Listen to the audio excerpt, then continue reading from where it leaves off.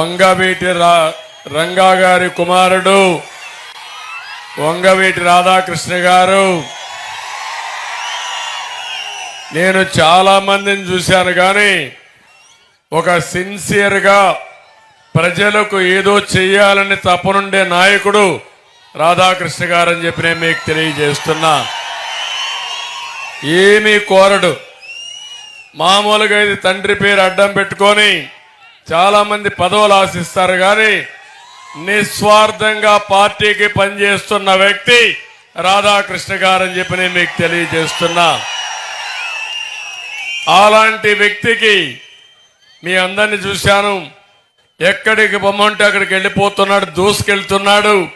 ఒకటే ఆలోచిస్తున్నాడు, తండ్రి ఆశయాలను నెరవేర్చాలి, ఈ రాష్ట్రానికి న్యాయం జరగాలి, తను నమ్ముకున్న ప్రజలకు అన్యాయం జరగకుండా ఉండడానికి నిరంతరం పనిచేస్తున్న శ్రామికుడు రాధాకృష్ణ గారు అని చెప్పి నేను మీకు తెలియజేస్తున్నా.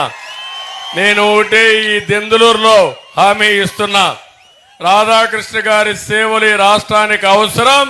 తప్పకుండా తగిన గుర్తింపు ఇచ్చే బాధ్యత తెలుగుదేశం పార్టీది, నాదని మీ అందరికీ హామీ ఇస్తున్నాను.